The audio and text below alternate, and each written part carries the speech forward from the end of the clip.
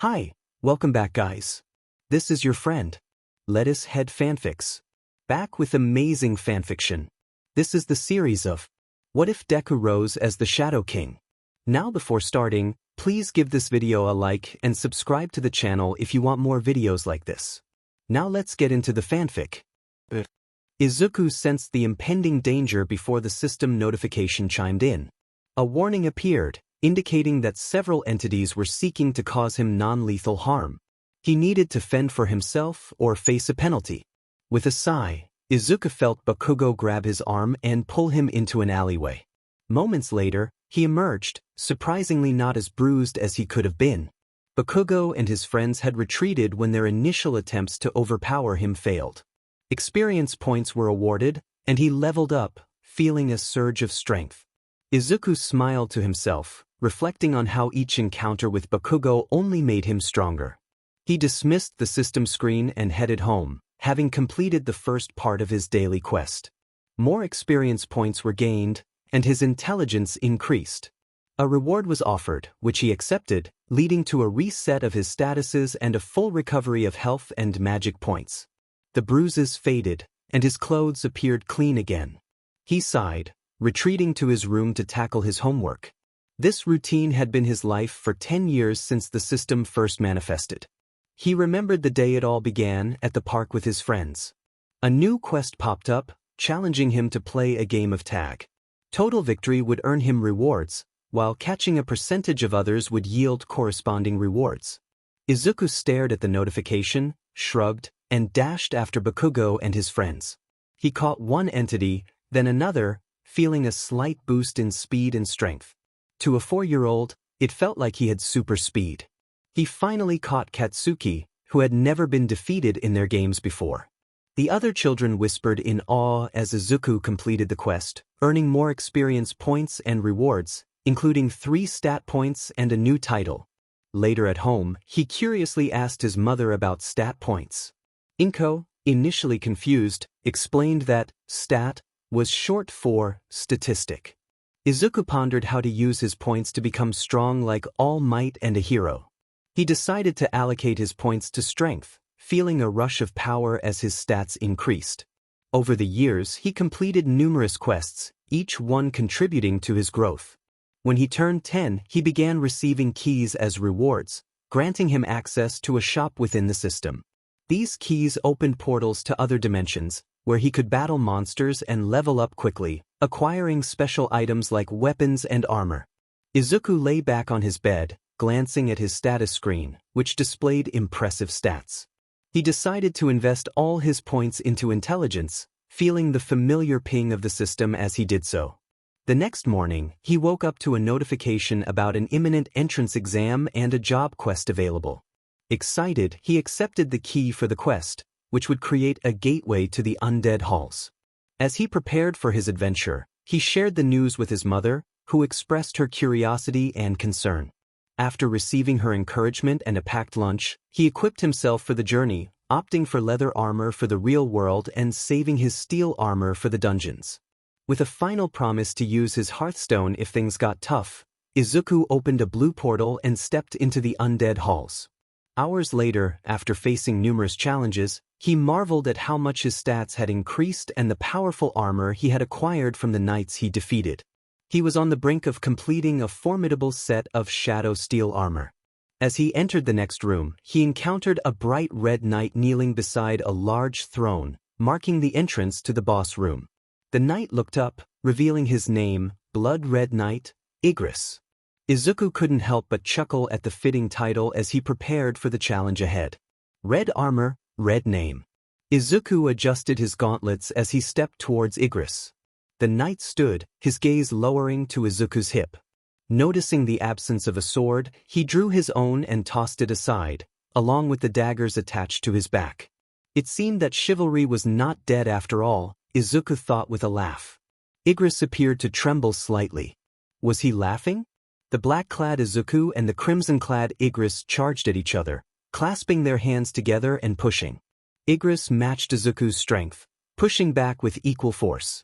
Izuku twisted, pulling the knight forward and over himself, causing Igris to stumble. Seizing the opportunity, Izuku leapt after the blood-red knight, driving his spiked gauntlets into Igris's back. The knight spun around, kicking Izuku's legs out from under him, and both armored men crashed to the ground. Izuku groaned as he stood up, barely managing to block the knight's gauntlet strike. He swung his fist, catching the side of Igris's head. Igris stumbled, and Izuku raced forward, grabbing the crimson helmet with both hands and twisting it away from the crimson chest plate. Igris reached up, grabbing Izuku's arms, but his strength was waning. Soon enough, Izuku was victorious, tearing the blood-red helm from the rest of the armor. A notification chimed, indicating that Izuku had leveled up multiple times. He fell to his knees, sighing in relief as he acquired the blood-red shadow steel helm, completing his shadow steel armor and gaining a boost to all his stats. Grinning, Izuku equipped the helmet. The shadow steel armor was pitch black, similar in design to Igris's armor, and the helmet mirrored the blood-red knight's in both color and appearance. As he manifested his armor, he admired the pieces visible from his perspective. Another notification pinged, announcing that Igris had been defeated and that a job quest would now begin. Izuku cursed under his breath, realizing he had to fight more. The job quest instructed him to survive as long as possible, with swarms of enemies set to appear. Suddenly, 6 portals opened around the spacious room, legions of shadow steel knights emerging from them. Activating his stealth skill, Izuku sneaked to the throne and hid. However, the knights and a few casters turned their attention towards him, and Izuku felt a wave of anxiety wash over him. He muttered to himself, contemplating his options. Just then, another notification informed him that he had failed to complete the daily quest and would be sent to the penalty zone. As the dreaded sand dunes formed around him, he kept an eye out for the giant centipedes. Thankfully, his stealth skill was still active, allowing him to avoid detection. He opened the shop and spent a small amount of gold on healing and fatigue potions. With his stats fully restored, he deactivated his stealth skill just as the centipedes charged at him. With determination, he welcomed the challenge, knowing they would provide good experience. For hours later, Izuku found himself back in the throne room, where the knights immediately turned to him, weapons at the ready. Eventually, he realized that the knights were merely summons. The true enemies were the 6 casters. Activating his sprint skill, he dashed past 3 of the casters, taking them out in an instant. The remaining casters huddled together, forming a summoning circle. Izuku sprinted again, quickly approaching them. The loose armor and the still-living knights were pulled together, forming a mountain of shadow steel. He recognized the threat of a golem but noted that it would have been more challenging if the knights had remained as individual units. With swift strikes, he blurred past the last 3 casters, landing decisive blows. A notification confirmed that he had completed the quest, and he sighed in relief as his score was calculated. He expressed his disappointment at not being able to choose his job class, hoping for a brawler class. However, he learned that he had defeated all enemies, lasting over 4 hours and finishing with full health, earning him the job of Shadow Monarch along with several new skills. As he stared in surprise at the long list of notifications, he marveled at the title of Shadow Monarch. The message indicating that he could extract shadows hung over the bodies of every knight and caster in the room. The realization of necromancy struck him. He approached Igris's body, the same ominous message appearing above it. After a moment of thought, he decided on the summoning phrase, "Arise." Igris's shadow formed, kneeling before Izuku, acknowledging his newfound strength. The notification confirmed that Igris was now at the knight rank, allowing him to keep his name. Igris bowed his head in gratitude. Turning to the room filled with knights, Izuku commanded them to arise. In the months that followed, Izuku spent his time completing dungeons alongside Igris, who had become an elite knight, nearing commander grade. Izuku had acquired new skills and leveled up existing ones, and his army had expanded significantly, boasting around 650 soldiers, with Igris as his strongest. As he prepared for the entrance exam, Izuku left his apartment, waving goodbye to Inko before heading down the stairs and outside the tall building. Upon arriving at UA, he made his way inside, finding his seat and waiting for the presentation to begin. He had already taken the written exam the other day. Soon enough, Present Mike appeared, giving everyone the rundown on the exam, advising them to avoid the robot worth 0 points as it was more of an obstacle. Izuku nodded, glancing down at his pamphlet, noting that in Area B there were 3 robots and 1 obstacle. He decided he wouldn't need Igris for this but asked him to remain on standby. Igris acknowledged him while still hidden in Izuku's shadow. As Izuku approached the large gates, he waited for them to open. When the doors swung open, he activated Quicksilver and darted inside, fueled by Present Mix's enthusiastic encouragement. Izuku struck the 20th robot with his shadow steel gauntlet. A notification pinged, surprising him. The robots were worth experience too? He quickened his pace, shattering the robot's armor as he ran past them, muttering to himself about how valuable they were for experience. Using Dominator's touch, he threw several robots around, slamming them into walls, the floor, and each other. Another notification appeared, indicating that Dominator's touch had leveled up. Izuku grinned, picking up a mountain of scrap metal with his power, amazed at how much it improved from just 1 level up. He crushed robot after robot, racing through the arena at breakneck speed, accumulating points and experience. Notifications continued to pop up, indicating he had leveled up multiple times. As he entered the main road, he noticed other examinees staring up in fear. Curious, he looked up and saw the massive 0-pointer. The other examinees began to run, scrambling away from the colossal machine.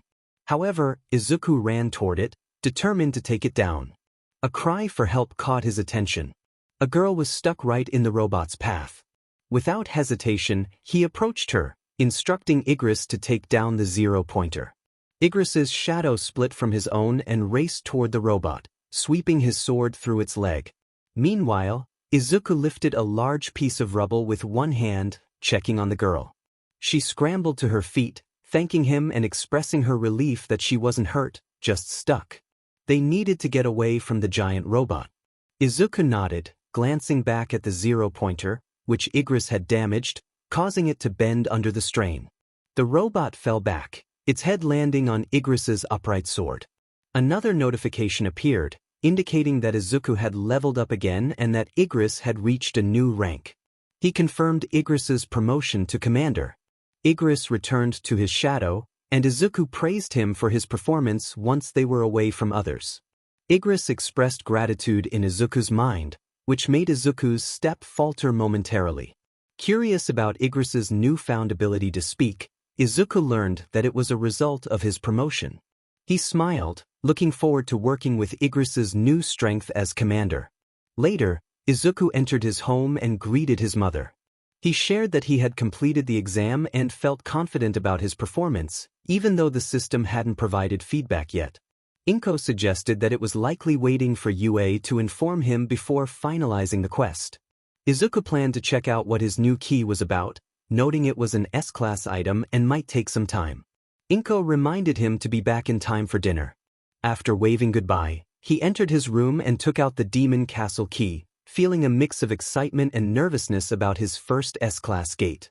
As he opened the portal, it revealed the largest one he had seen yet, leading to a dark landscape with a large gate blocked by a massive 3-headed dog, Cerberus, the guardian of the gate. Izuku felt a gulp of apprehension but called for Igris to assist him. Igris sprang from Izuku's shadow, charging at the towering beast. Izuku followed, ducking under Cerberus while Igris leaped over it. They attacked in tandem, with Izuku punching upwards while Igris struck downwards. Cerberus growled, lashing out, but Igris dodged and launched off a nearby pillar for another strike. Izuku slid out from under the demonic dog, getting to his feet and leaping away from its snapping jaws. He summoned Iron, his second strongest Shadow Knight, who emerged from his shadow wielding a large shield. Iron defended Izuku from the beast while Igris sliced through one of Cerberus's throats. With one head hanging limp and the other 2 howling in pain, Iron smashed his axe into the head he was blocking, while Izuku delivered a powerful punch to the final head. The battle concluded with Cerberus defeated, and notifications confirmed his victory, along with several rewards. Breathing heavily, Izuku called his knights back to his shadow, realizing he wasn't strong enough to enter the dungeon yet. He decided he would need to grow stronger before returning. Completing the quest, he received rewards, including stat points and a new side quest titled, Appearance Befitting a Ruler. This quest required him to collect items to create his armor and costume as the lord of his army. As he reviewed the items needed, he realized he had most of them already. However, he was unsure how to acquire the shadow crown and the tears of the dead.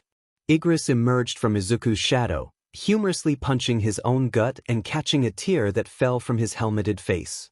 Kneeling, Igris offered the tear to Izuku, who accepted it with a mix of gratitude and surprise. The tears of the dead were acquired, along with a new item, the necromancy key. Curious about this new item, Izuku read its description, intrigued by the possibilities it presented. Ah, the shadow crown. Izuku stood from his desk, leaning out of his door. He needed to step out for a bit to retrieve a necromancer king's crown. His mother, Inko, reminded him not to take too long since they were going shopping for UA the next day. Using the key, Izuku opened the portal and stepped through. To his disappointment, the necromancer he encountered was quite weak, and his strongest undead were less powerful than Izuku's weakest. With a swift punch, Izuku knocked the dark crown from the skeleton's head. Shadow crown acquired. Izuku returned to his bedroom, excitedly announcing that he had everything he needed for his hero costume. Inko smiled at his arrival and asked to see what he looked like. Izuku grinned as he took out all the ingredients and removed his shadow steel armor. He began the creation process, noting that higher intelligence and better conditions of his items would enhance the quality of the armor. As he worked, alerts indicated that he had more items than expected, all in near-perfect condition. Bonuses would be added, and the armor was being created. Izuku stared at the armor displayed in his window, amazed by its statistics. Shadow Monarch's armor, unique, provided significant boosts to all stats, with various set bonuses enhancing his abilities, especially at night. With a grin, Izuku donned his armor. Inko looked at him curiously, asking what it looked like. Deciding to be dramatic, Izuku commanded for an appearance befitting the monarch. The armor materialized around him, pitch-black steel plates covering shadow-scale mail. His helm was adorned with a cloud-like crown, and the air around him felt heavy, as if he commanded the shadows. He turned off the aura of despair to let his mother breathe and excitedly asked if he looked good. Inko exclaimed that he resembled a dark lord, which made Izuku grin even wider. Igris, emerging from Izuku's shadow, knelt in awe, acknowledging Izuku as the true shadow monarch. Weeks later, Izuku walked through UA, searching for Class 1A. Upon finding the classroom, he opened the door and noticed an argument between a tall boy with glasses and Bakugo. The boy insisted on respecting their upperclassmen, while Bakugo dismissed him with a retort. Izuku's attention was drawn away by two voices, one of which belonged to a girl he had saved. He congratulated her on making it into UA, and she thanked him for his help. Just then, a voice informed them that if they were there to make friends, they could leave. The man lying on the floor introduced himself as Shota Aizawa, their homeroom teacher, and instructed them to put on P uniforms and head outside. Izuku took a uniform and walked down the hallway, receiving a new quest for the quirk exam. He activated his Quicksilver ability and sped to the changing rooms. The PE uniform provided a small boost to his stats, and while he appreciated the unity it offered, he preferred to keep his Shadow Monarch armor equipped beneath it. Stepping out onto the field, Izuku joined Aizawa, who seemed surprised by his speed. The rest of the class arrived, chattering excitedly until Aizawa called for silence and handed Bakugo a ball, instructing him to throw it with his quirk while remaining in the circle. Bakugo launched the ball with a powerful blast, shouting in excitement. Aizawa explained that they would be assessing the strength of their quirks, warning that last place would face expulsion.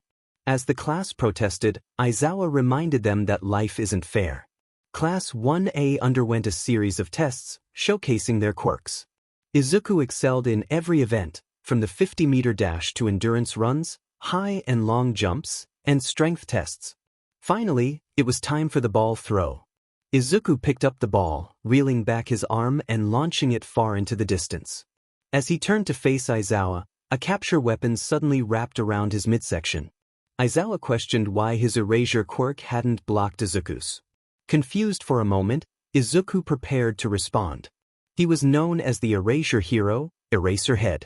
Aizawa pulled the scarf tighter around his neck, focusing intently. He demanded an answer, explaining that his quirk should work on any type of quirk, even those that were mutations. In the midst of the tension, Igris urged caution, suggesting that it would only lead to more trouble. Aizawa's expression darkened as he elaborated on his quirk, which nullified any outside interference, including mind control and, as he had just discovered, erasure. Aizawa frowned, clearly skeptical. Izuku sighed, rolling his eyes in response. He pointed out the uniqueness of his classmates' quirks, mentioning how the girl with pink hair could secrete acid, the punk rock girl had headphone jacks for earlobes, and Bakugo could sweat explosives. He emphasized that villains were often surprised when they encountered his erasure ability, as it was something they had never experienced before. He insisted that his quirk nullified Aizawa's. Reluctantly, Aizawa allowed Izuku to proceed, stating that he had intended to encourage him to stop holding back and to unleash his full potential. Izuku raised an eyebrow, surprised by the request. Aizawa nodded, his expression serious as he warned that he would expel Izuku if he did not use his full power from the entrance exam. With determination, Izuku took another ball, a grin spreading across his face. He stepped back into the circle, calling for an appearance befitting a monarch. As he activated his infinite strength, a new skill he had mastered before school, the class gasped in awe. Some of his classmates collapsed to their knees, while Aizawa took a step back, feeling the overwhelming aura of determination radiating from Izuku.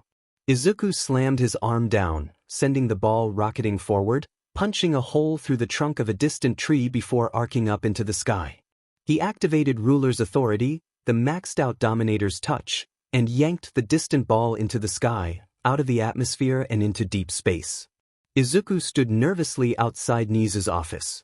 Nizu was the smartest being on Earth, and Izuku knew exactly why he had been called there. He knocked hesitantly on the door. The voice that called him in sounded kind and welcoming, but Izuku knew better. It was the voice of a calculating tactician. Upon entering the small office, Nizu greeted him warmly and offered him tea, which Izuku politely declined. Nizu quickly got down to business, asking about Izuku's quirk and its abilities. Izuku sighed, feeling a sense of defeat as he explained that he called it the system. He described himself as akin to a video game character, complete with stats, skills, and upgrades. The system provided him with quests and rewards, which he had been pursuing since he was 4, focusing mainly on strength and intelligence. Nizu listened intently, his curiosity piqued.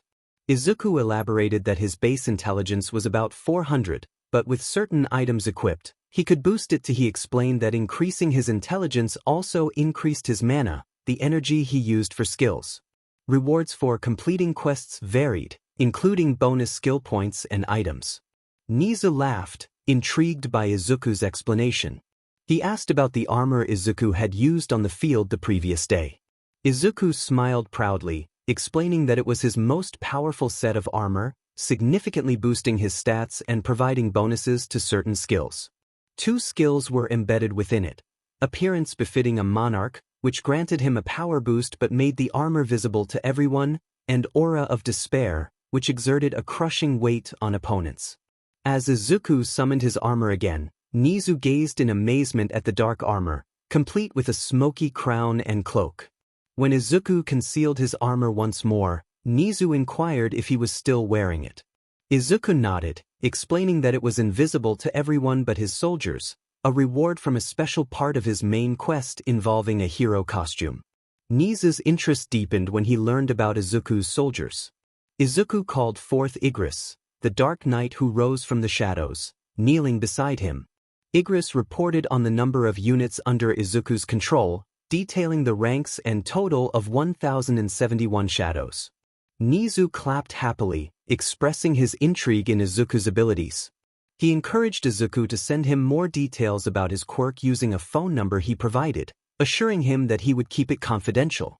Izuku stood, nodding in appreciation before heading to his first heroics lesson, his excitement palpable. As he entered Gym Gamma, Izuku's hero costume consisted of a simple black cloak over a black shirt and trousers, with the hood pulled up and a mask design resembling his helmet.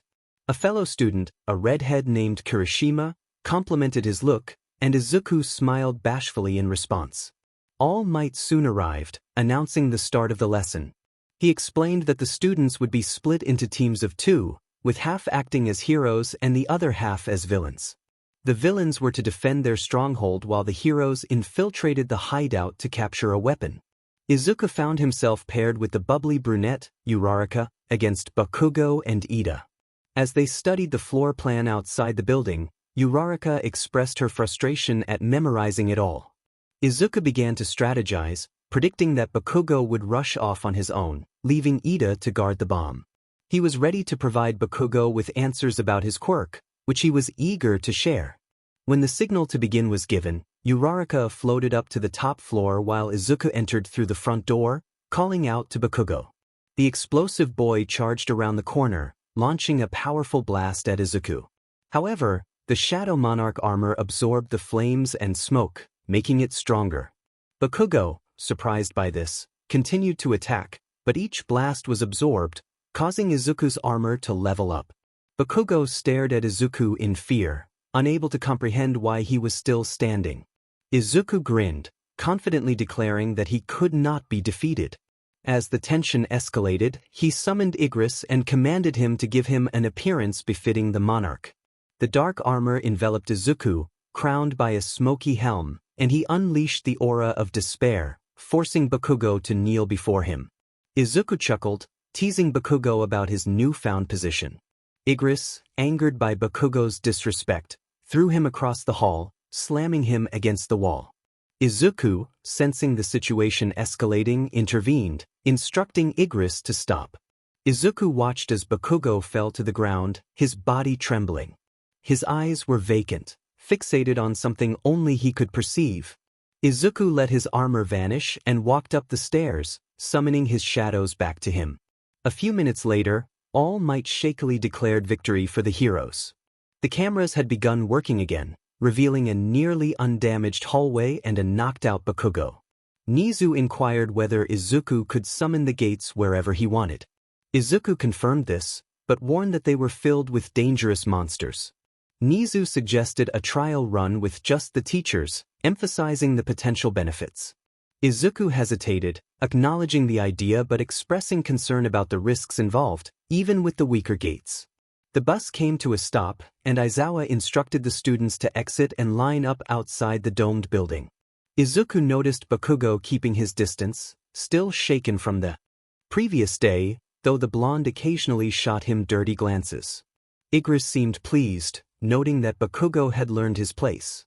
The students were greeted by a hero in a white space suit who introduced herself as 13, the space hero guiding them for the day. Uraraka squealed in excitement, bouncing on her toes as she admired 13, whispering her admiration to Izuku. 13 welcomed them to the unforeseen simulation joint, but Izuku soon felt a mass of energy gathering in the courtyard below. He alerted Aizawa just in time to see a massive purple portal open in the center of the courtyard. Kirishima, surprised, asked if they had fake villains, but Aizawa quickly warned them that those were real villains and instructed 13 to protect the students.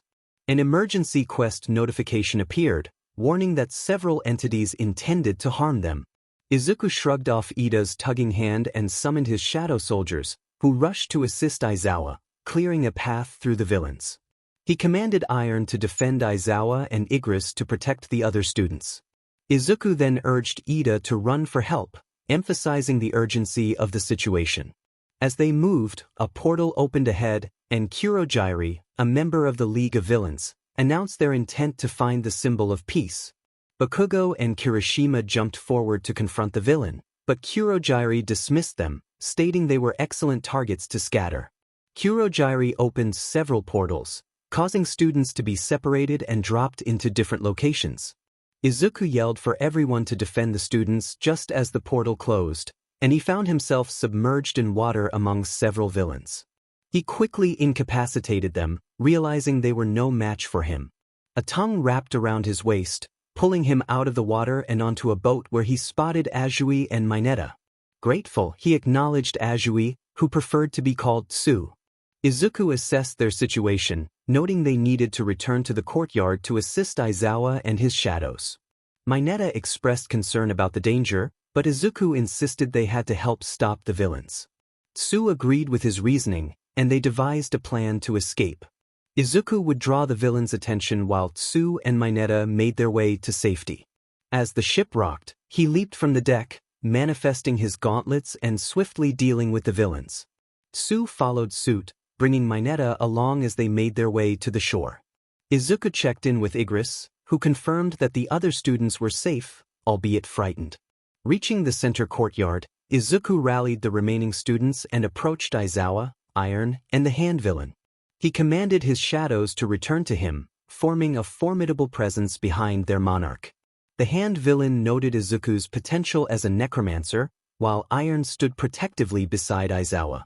Igris landed beside Izuku, ready to face their enemies. Aizawa expressed gratitude to Iron for his support, and the hand villain inquired about Izuku's identity. Izuku declared himself the Shadow Monarch. Izuku looked at Shigaraki, curiosity evident in his expression. Shigaraki introduced himself, suggesting that he could use someone like Izuku in his group. Izuku shook his head, dismissing the idea. He declared that Shigaraki could keep dreaming, which only deepened Shigaraki's scowl. Shigaraki then insulted Izuku, calling him just an NPC, a mini-boss, and warned that if he refused, he would crush him. Izuku laughed, confidently asserting that he was not an NPC but rather player 2. As the air around Izuku darkened, Shigaraki stepped back, a grin spreading across his face.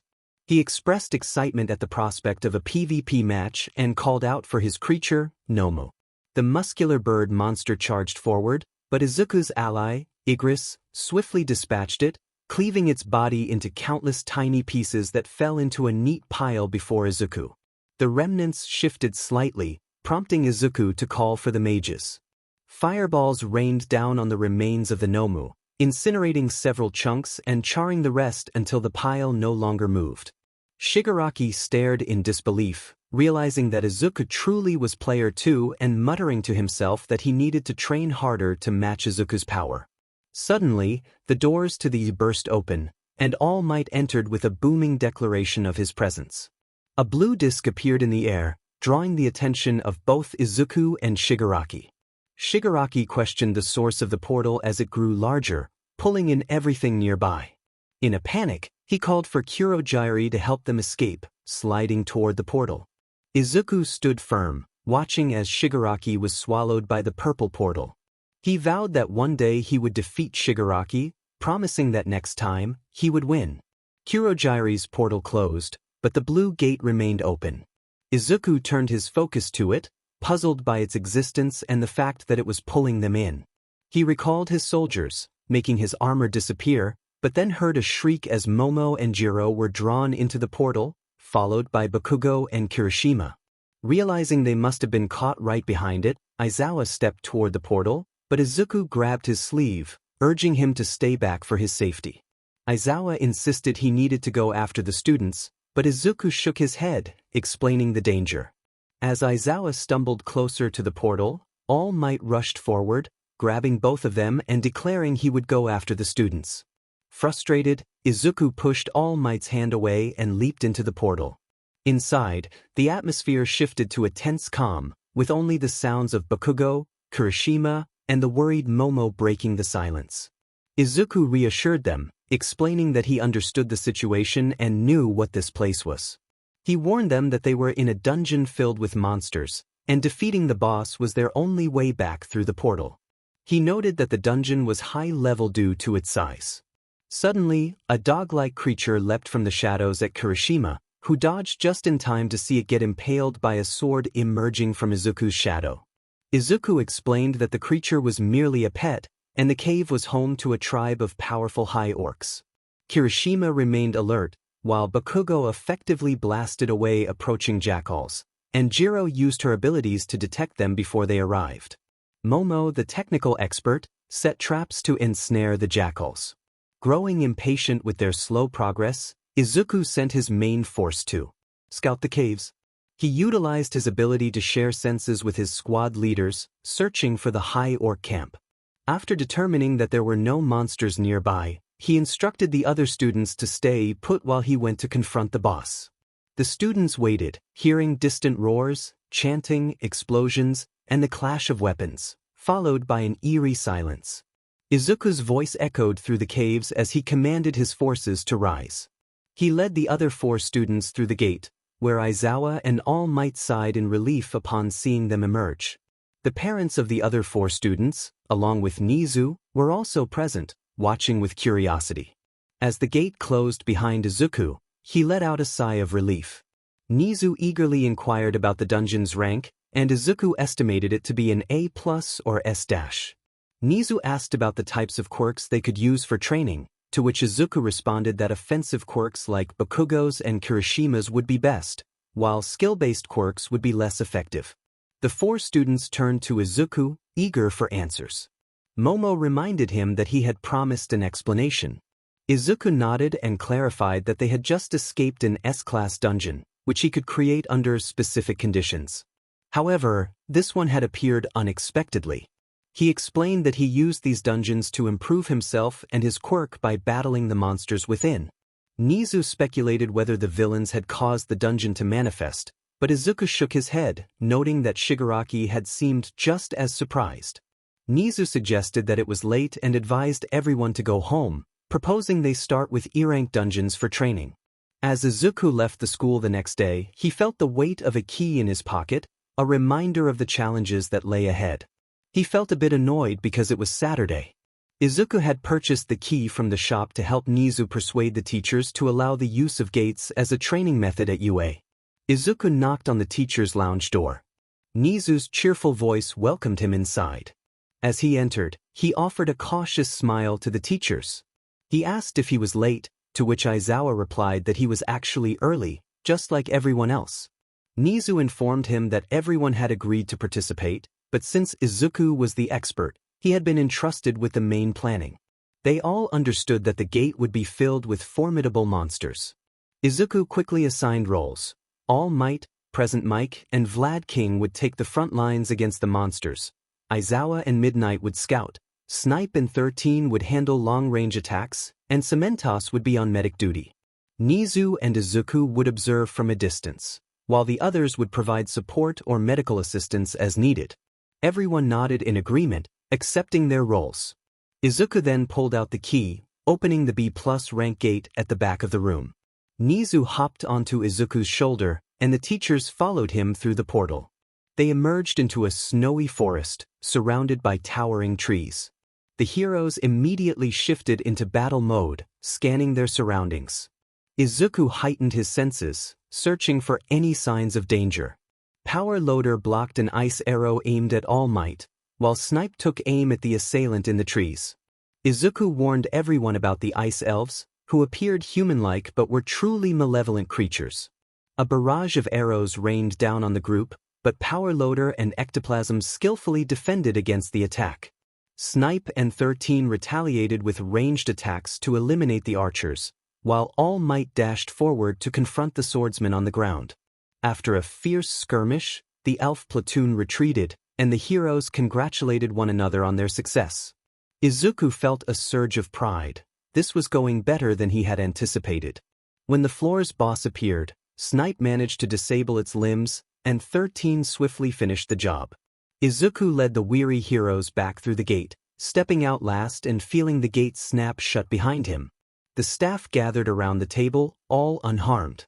Izuku expressed his admiration for their performance, noting that only half of them had truly engaged in the fight, yet they had cleared a B+ gate with ease. Aizawa acknowledged that as long as Izuku provided the ranks of the dungeons for the students, he was fine with him taking charge. Izuku mentioned that he hadn't seen Class 1B or the upper years in action, but he had a plan for assigning groups. Nizu presented a tablet to Aizawa, displaying the rankings of the students. Aizawa reviewed the list and agreed with Izuku's assessments.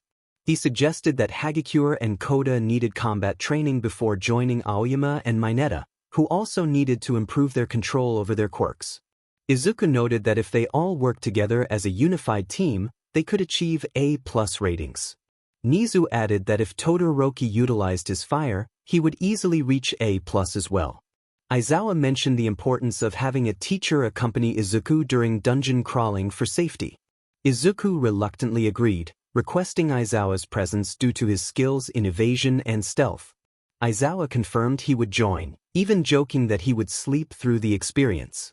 Izuku completed the quest and earned rewards, including stat points and a new key for the training grounds. He was excited about the potential of this new key and shared its details with Nizu. After considering E-grade monsters, Izuku opened a portal at the back of the room and stepped through, finding himself in an open field filled with E-grade enemies. He quickly returned to the staff room, thought of an S-grade environment, and stepped back into the portal, only to be met with dragons. With a massive smile on his face, he leaped back into the staff room and closed the gate, exclaiming about the dragons he had encountered. Class 1A was invited back to school for an optional training session in preparation for the upcoming sports festival, and everyone attended. Izuku stood at the front of the class, nervously holding the key, while Izawa explained the training plan. Students would engage in special training, either individually or in groups, based on their assessments. Izuku would open a gate similar to the one at the USJ, allowing them to fight enemies that matched their strength to better understand their abilities. Many students raised their hands with questions, clarifying that Izuku had not been the one to open the gate at the USJ. Mina asked if it was safe, to which Izawa assured her that Izuku would assist if things became overwhelming. Kaminari inquired about the nature of the enemies they would face, and Izawa explained they would be fighting monsters intent on harming humanity. Ida asked if they would be supervised, and Izawa confirmed that Izuku would oversee their training, noting his extensive experience. With the questions answered, Izawa declared that Izuku was now in charge. Izuku grinned, ready to lead his classmates into this new adventure. Izuku suggested they explore an SS area to give everyone a taste of what it was like. He opened the portal and stepped through, his monarch armor gleaming as he faced the oncoming dragons. His troops engaged the fierce enemies, showcasing their strength. He informed the other students that these were some of the toughest foes he had encountered. As Izuku returned 100 of his infantry to his shadow, he gestured for everyone to return to the classroom.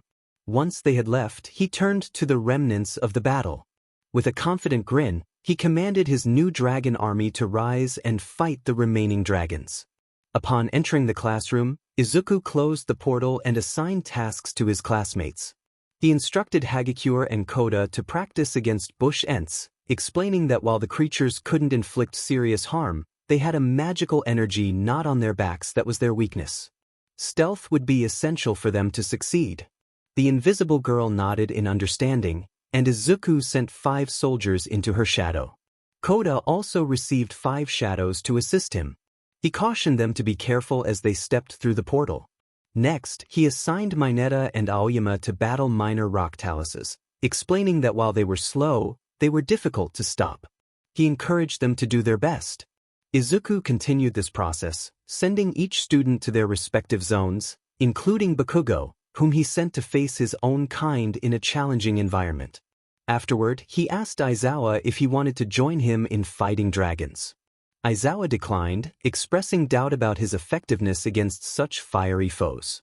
Izuku nodded and leaped into the portal, marveling at the scene before him.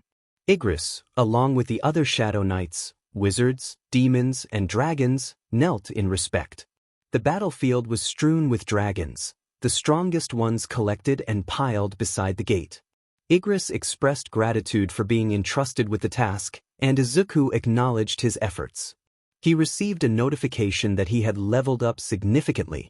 Looking to Igris for a report, he learned that he now commanded 348 dragon shadows and the Dragon King. Igris had gathered items from the fallen foes, ready to transfer them once he returned to Izuku's shadow. Pleased with the results, Izuku allowed the shadows to return, keeping 100 to protect the other students. He received a variety of valuable items, including dragon scales and teeth, as well as recipes for upgrades to his armor. After reviewing the requirements, he decided to proceed with the upgrade, utilizing the king's scales and teeth along with the holy flame. As his armor removed itself, he felt the enhancements take effect. The new Shadow Monarch's Armor 3 significantly boosted his stats and provided various bonuses, including improved skills and resilience against mental and fire attacks. Izuku expressed his gratitude to Igris for collecting the materials, feeling a surge of power as he donned the upgraded armor. With a laugh, he stepped back through the portal, ready for the next challenge. Izuku and Aizawa had spent the week climbing the Demon Tower, which had started off manageable but was becoming increasingly difficult as they approached the higher floors. Izuku sent his soldiers out, eagerly awaiting the experience and souls they would collect, while Aizawa remained vigilant for any hidden threats. When Aizawa inquired about their current floor, Izuku informed him they were on floor 69 and that a boss awaited them on floor they planned to return to UA after completing the quest. Aizawa acknowledged the efficiency of Izuku's army, noting he hadn't yet seen him fight. Izuku joked that he could simply send his soldiers through the tower and join them only when a boss needed to be defeated. As they continued, Izuku's soul count increased, and Aizawa examined the lightweight dragon-scale armor Izuku had provided him, which was resistant to blades and impervious to flames, ideal for their current challenges. Meanwhile, Izuku's own Shadow Monarch armor absorbed flames and smoke, enhancing his abilities. They quickly reached floor 75, where they encountered a large boss sitting amidst the ruins. Izuku warned Aizawa that the battle could get chaotic and suggested he retreat for the time being. Aizawa recognized the precarious situation and advised using the environment to their advantage. With a determined call, Izuku summoned his soldiers, sending Igris alongside them. The boss swatted at the forces like they were mere insects, advancing toward Izuku. He commanded his soldiers to return, preparing to face the boss with Igris and iron. Activating the domain of the monarch, a vast circle expanded around them, empowering his allies as they prepared for the confrontation. Certain parts of Izuku's armor glowed purple as he leaped toward the giant demon, drawing his fist back while Igris and iron focused on its ankles. The giant swatted Izuku away with considerable effort, but it dispatched the other two much more easily. Izuku scanned his surroundings, searching for anything he could use against the demon. His eyes landed on an uncollapsed skyscraper, which was missing a significant portion of its metal supports halfway down, presenting him with the perfect opportunity. With determination, the greenette bounded toward the building, darting up to the large hole in its side. The demon boss raced after him, heading directly down the path where the building would fall. Izuku punched one of the remaining support beams and pulled at another with ruler's authority. The skyscraper began to collapse as the demon attempted to slow down and turn to escape. Izuku called out to Igris and Iron, urging them not to let the demon run. The two Shadow Knights swiftly cut at the demon's heels, tripping it up and allowing the massive structure of metal, glass, and concrete to crash down upon it. Notifications flashed in Izuku's mind, signaling his progress and rewards. Aizawa emerged from his hiding place, admiring Izuku's strategic thinking. Aizawa asked if they were returning, mentioning he needed to help the others prepare for the festival. Izuku nodded, confirming he would return after the festival to clear the last 15 floors, eager to discover the purpose of the crafting ingredients he had collected. Aizawa made his way toward the warp platform in the center of the arena while Izuku fiddled with a few items in his inventory. He received notifications about demon adornments and available upgrades. After selecting the shadow crown for his upgrade, the crown disappeared from his helmet, and the other adornments vanished from his inventory. He knelt before Igris, bowing his head as Igris lowered the crown onto him, proclaiming him the Shadow Monarch. With the crown, all of Izuku's stats doubled. His skills required less mana, and cooldowns were nullified. Shadows could now be pulled from bodies with a 100% success rate, regardless of their level. He was crowned the Shadow King and chose Igris to become his right hand. Igris transformed slightly, growing in height and darkening, his armor absorbing the surrounding smoke, while his plume remained smoky. He pledged to serve Izuku to the best of his abilities. As Izuku recalled his soldiers to his side, Aizawa approached, noting the crown on Izuku's head, which emitted a heavy aura. Izuku frowned, concerned about whether his armor was still visible.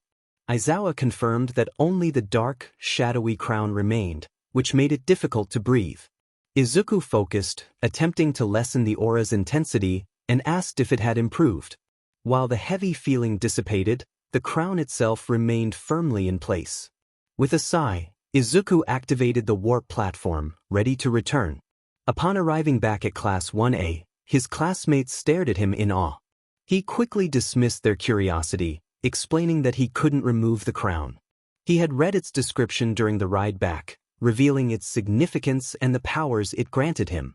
Aizawa stood at the front of the class, announcing that they would be competing in the sports festival the next day. Izuku found himself at the back of the crowd, contemplating whether to let Igris win the race by exchanging with him, but he knew that would be unfair. A new quest appeared, detailing the competition and the rewards based on their placements. The sports festival consisted of 3 events, starting with a race around the perimeter while dodging obstacles. Izuku estimated that around 40 to 50 participants would advance to the second event. Midnight announced the start of the race, and Izuku activated his Quicksilver ability, shooting off like a bullet while others remained frozen in place by Todoroki's ice. As he exited the tunnel, Present Mike announced his progress, noting that Izuku had reached the first obstacle. He deftly dodged a massive robotic fist aimed at him, spotting 6 0-pointers ahead. He commanded Marshal Igris to clear a path, and in an instant, the audience witnessed a black flash as the 2 0-pointers blocking his way were reduced to debris.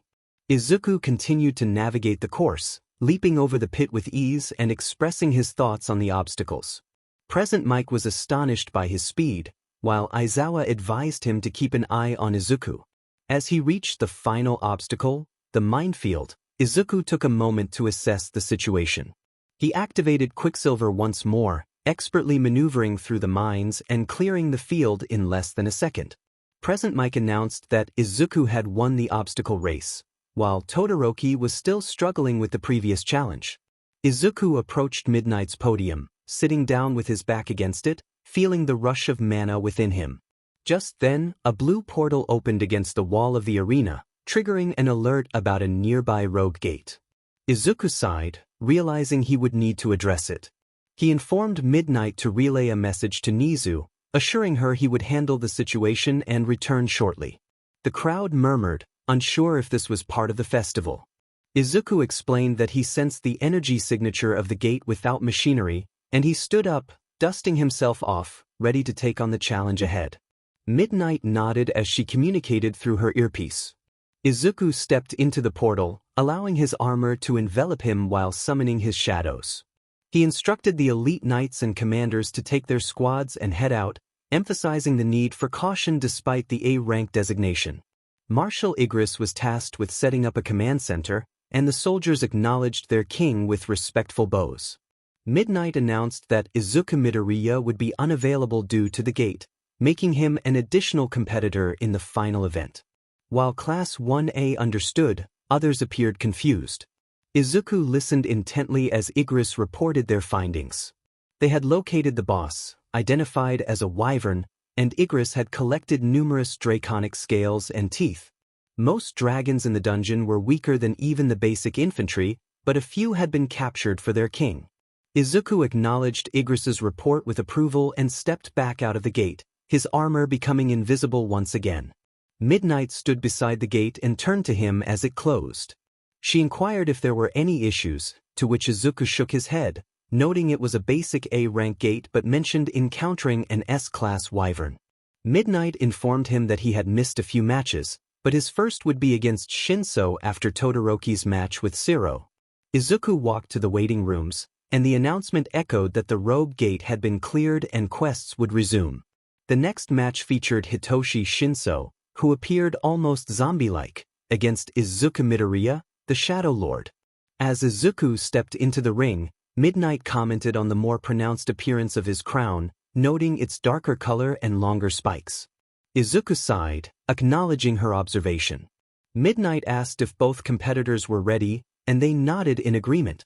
With a signal to begin, Shinso taunted Izuku about his crown, questioning what he was the king of, implying arrogance. Izuku held his shadows back and clarified that he was the king of shadows, expressing that he didn't think highly of himself and had no control over the crown.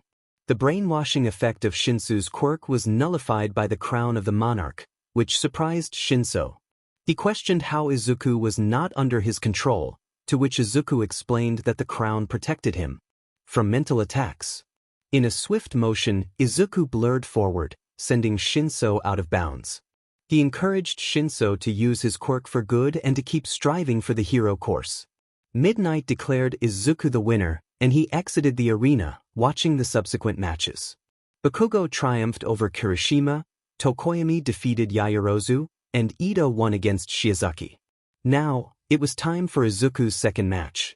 The announcer built anticipation for the battle between the Lord of Shadows and the Icy King. Todoroki locked eyes with Izuku as the match began. Todoroki unleashed a torrent of fire, which made Izuku grin.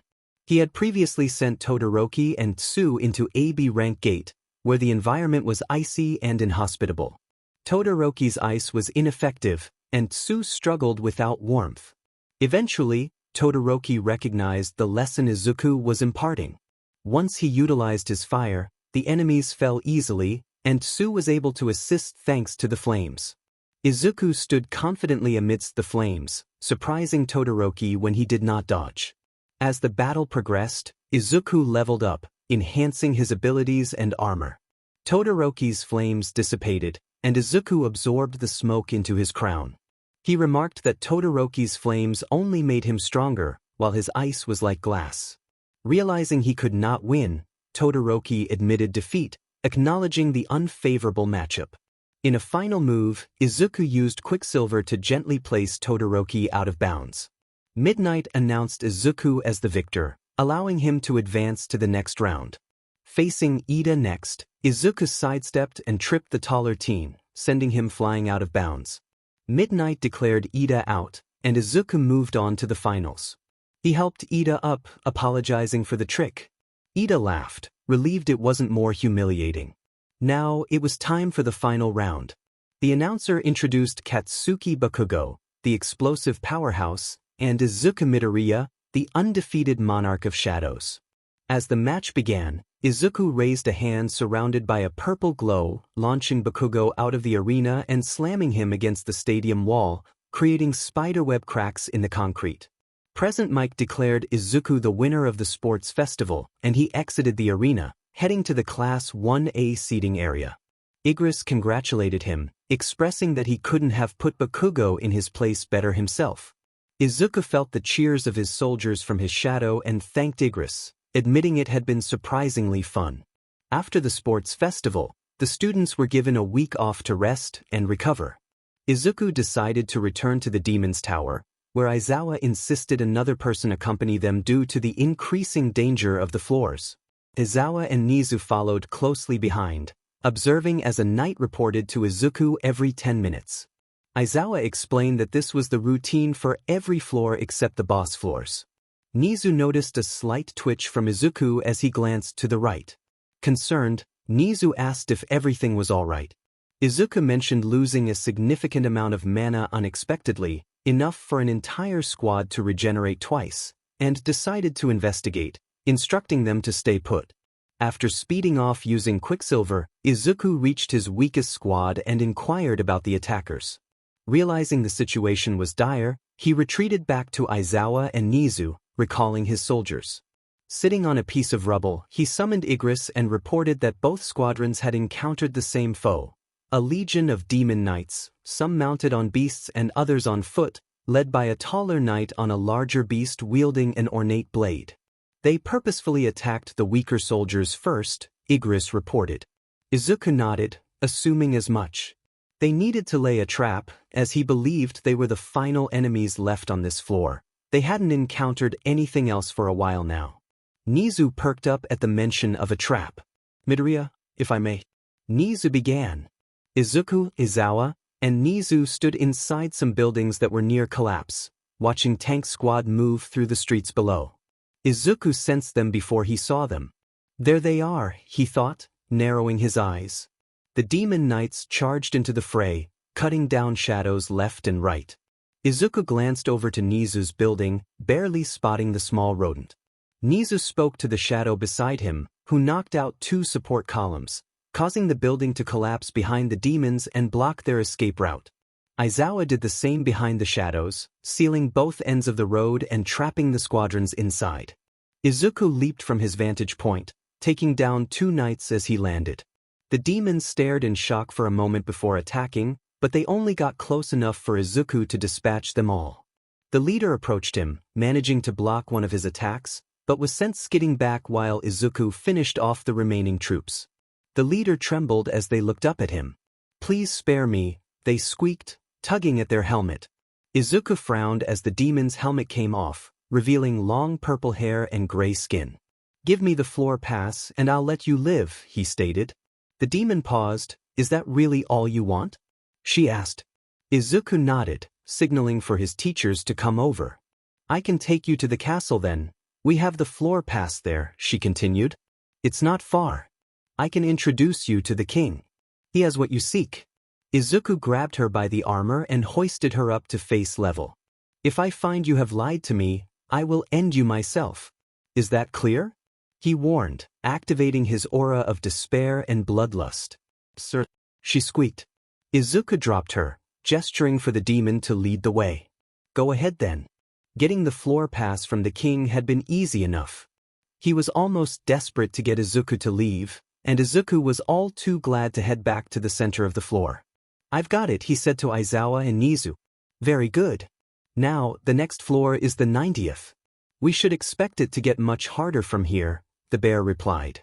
Izuku nodded, stepping onto the platform. It took 4 days for Izuku to reach floor. The vast empty arena had not a single demon in sight, but there was an immensely powerful aura. Izuku looked around cautiously. "Aizawa, Nizu, I can sense the Demon King. You two go back to UA, I'll join you when I'm victorious. You'll only be a liability in this fight." Aizawa was not happy about it, but he relented when Nizu pulled him back to the teleportation platform. "I can feel it too, Aizawa. There's a monster in here somewhere. Even if the top 20 heroes work together, I don't think they could beat it," Nizu said shakily. Izuku looked up, immediately spotting the Demon King Baron flying in on his wyvern. A smirk crossed his face. "Igris, elite infantry, high orcs, dragon squads, Izel. Come forth and take to the skies," he commanded. Igris, the knights, and Tusk with his high orcs erupted from Izuku's shadow, riding on dragons. Izel emerged from beneath him, allowing him to settle onto her back. "Take out the wyvern," he commanded, watching the flying knights charge at Baron. The Demon King easily batted each of them away, chuckling to himself. Izel flew close, and Izuku leaped from her back, soaring toward Baron. "Igris!" he yelled. The marshal leapt from his own dragon to flank the demon. Baron swung his blade at Izuku, who caught the massive sword with his gauntlets, impervious to any blade. Izuku gripped the sword, pulling it toward himself and throwing Baron off balance. Igris seized the opportunity, slicing through the wyvern's wing and throat. Baron plummeted to the ground, with Izuku still attached to the sword. "After him. Dismount dragons and the rest of my soldiers, come forth." Baron's eyes widened as the rest of Izuku's army emerged from his shadow. Domain of the monarch. Appearance befitting the monarch. Aura of despair. Bloodlust, Izuku muttered, activating ruler's authority. Using his own physical strength along with ruler's authority and aura of despair, Izuku pulled the massive blade from the weakened Demon King's hand, throwing it far into the distance. Baron stared in shock as the Shadow Knights, High Orcs, and dragons swarmed him, clawing at his body. He tried swatting them away, but they just kept coming. Without his wyvern and without his sword, he was no match for the Shadow Monarch and his forces. After the battle, Izuku approached the wyvern. It would be good to have another wyvern. He raised his hand. "Arise." Izuku sat in Class 1A, pondering over his internship offers. He hadn't received any that interested him. "Who are you going with, Uraraka?" he asked at lunch. "I think I'm going to go with the martial arts hero, Gunhead," she replied enthusiastically. Izuku nodded, returning his attention to lunch. Aizawa approached their table, tapping Izuku on the shoulder. "Midoriya, you got a last-minute offer from a hero. Their details are all on here if you want to consider it," he said, placing a folded sheet of paper on the table. Izuku thanked the tired pro, taking the slip and reading it. His eyes widened slightly. The ninja hero. Headshot? Todoroki looked up. The number 4 hero? I heard that Bakugo is going with the offer best genist. The number 5 hero gave him. Izuku nodded. I think I'll go with Headshot. He rarely sends offers out, so I should take this opportunity. Uraraka stared at him. But you're more powerful than All Might. Why would you need to intern with a hero in the first place? She asked. Izuku laughed. I may be powerful, but I still need to learn how to be a good hero, not just a gate clearer. Headshot's experience will help me with that. The others nodded in understanding. Izuku looked over to his bespectacled friend. Ida, are you okay? He asked. Ida's lips formed a tight smile. I am fine, Midoriya. Please do not worry. Izuku frowned slightly but didn't push him. Who are you interning with, Todoroki? Uraraka asked. I will be going with my father. He will be able to teach me to use my fire properly, the boy replied. After the final bell, Aizawa approached Izuku. Midoriya, we've received a call regarding another rogue gate. Izuku's head snapped up to his teacher. But how long ago? He asked. An island in Korea. It was called Jeju Island, and it had been seen forming the previous day by an inhabitant. They had watched the sports festival last week and contacted the authorities directly. No heroes had ventured inside yet, but plans for a raid on the gate were underway. According to the pictures and energy readings from on-site technicians, it was classified as an S rank, Aizawa explained.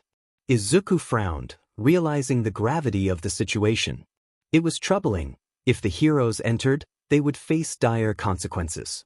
Even the top 20 heroes working together would struggle to clear an S-rank gate. He expressed his concern and offered to go to Korea to assist. Aizawa nodded in agreement, acknowledging Izuku's determination. He mentioned that he would inquire with Headshot about joining them, as many of the top 50 heroes had requested to learn about the gates since Nizu had informed the Hero Commission. Izuku felt hopeful about Headshot's potential interest. Izuku then asked when he should leave, and Aizawa informed him it would be the next day, coinciding with the other students' internships. He would arrange a plane ticket to Korea, but Izuku insisted he could ride Kaisel, his small and fast wyvern, to remain mostly unnoticed. Aizawa sighed and left the classroom, and suddenly, an emergency quest notification appeared. The quest was to clear the Jeju Island gate before it opened, as failure would result in the monsters within destroying Korea. Izuku stared at the timer, realizing the urgency of the situation. The following morning, he stood at the train station with Aizawa, who reminded him that they were representing the school and to avoid any antics. A nearby television caught Izuku's attention, reporting on the hero Ingenium, who had been attacked the previous week but was expected to survive. The mention of the hero killer, Stain, brought back memories for Izuku, and he quietly instructed his shadow to protect Ida. As the other students departed, Headshot approached Izuku, expressing his desire to teach him some techniques after being impressed by his movements during the festival. He thanked Izuku for allowing him to accompany him to Jeju. Izuku nodded and explained the urgency of their mission, noting they had limited time before the gate opened. Aizawa, realizing the situation was more serious than he initially thought, quickly drove them to UA to gather supplies. Izuku summoned Kaisel, who emerged from his shadow, surprising Headshot. Izuku explained that he had refrained from using his shadows during most of the festival and had previously cleared out the 0-pointers. Once aboard Kaisel, Izuku commanded him to fly to Jeju Island at full speed. Headshot held on tightly as they soared through the sky. During their flight, he asked Izuku about his hero name, to which Izuku proudly declared himself the shadow hero, Monarch. Upon arriving, they were met with chaos. The heroes, unaware of Izuku's approach, had already attempted to breach the gate. Izuku recalled a previous encounter with a gate that had been too challenging, leading him to level up in a weaker one. He leaped from Kaisel's back, landing among a swarm of large bug-like monsters. He quickly assessed their weaknesses and summoned his shadows to strike from below, eliminating the threats swiftly. Izuku commanded his allies to assist in the area, instructing them to aid any heroes they could find while also locating the gate and its boss. He directed his wyvern to search for heroes from above, ensuring their safety from the advancing monsters. Edgeshot watched in awe as Izuku commanded his army of shadows, realizing the uniqueness and potential danger of his quirk. Izuku speculated that the sudden appearance of these gates might be linked to his abilities. Suddenly, Izuku's attention shifted as he sensed a change in his energy levels, indicating that Iron had likely located the boss or the source of the monster hordes. An elvish squad returned, bringing with them a group of heroes seeking safety. One of the heroes, a tall man in a bright blue bodysuit, thanked Izuku for his timely arrival and explained the disarray of their operation. Izuku inquired about communication with HQ and received an earpiece from the man, allowing him to connect with the command center. He introduced himself as Monarch and offered assistance, asking for information on the remaining heroes. The response confirmed his identity and acknowledged the seriousness of the S-class gate they were facing. There were 63 heroes remaining across the island, but 59 had already been located by Izuku's soldiers. Only 4 heroes were still unaccounted for, hidden deep within the mountain where the gate was supposed to be. Izuku frowned, knowing that the boss was likely there, surrounded by its foot soldiers, the final enemy. He inquired about the heroes still missing. The response came quickly. Q, the healing hero, Kamui Woods, Rocklock, and Death Arms. After expressing his gratitude, Izuku melted into his shadow, replacing one of Iron's soldiers. The moment he materialized in the cavern, he launched an attack on the swarm of ants, striking at their vulnerable underbellies and sending them flying away from the group of heroes. He checked on the others, asking if everyone was all right. Kamui Woods shook his head, informing him that Kier was down and Rocklock was badly injured. The bipedal ant they faced was incredibly strong, and he urged caution. Izuku's soldiers managed to hold back the army of ants, but then a tall, black ant stepped forward, walking upright on 2 legs. It was humanoid with long, clawed arms, and it challenged the humans for attacking its nest. Without a word, Izuku gestured towards the ant leader, prompting Igris to draw his sword and lunge forward. Izuku watched with grim satisfaction as Igris swiftly defeated the ant leader, his technique and strength proving superior. Igris knelt before Izuku, presenting the defeated foe. Izuku raised his gauntlet hand, his eyes shining with determination, and commanded Igris to rise. The remaining ant army quickly fell to their own commander. Izuku's newest shadow, Buru, dispatched his kind with remarkable ease. The ant corpses were gathered for Izuku, who absorbed every shadow he could. Commander Buru was assigned to lead the remaining ant units. Kamui Woods expressed his gratitude, acknowledging that they likely wouldn't have succeeded without Izuku's assistance. Izuku nodded and summoned Kaisel, instructing Buru to help with the cleanup and to return to him in Japan when no longer needed. As Buru complied, Edgeshot joined Izuku on Kaisel's back, and they soared into the air, heading back to UA. The quest was complete, and the rewards were substantial: 55,000 experience points, 200 mithril plates, the title of well-known hero student, and 1 million gold.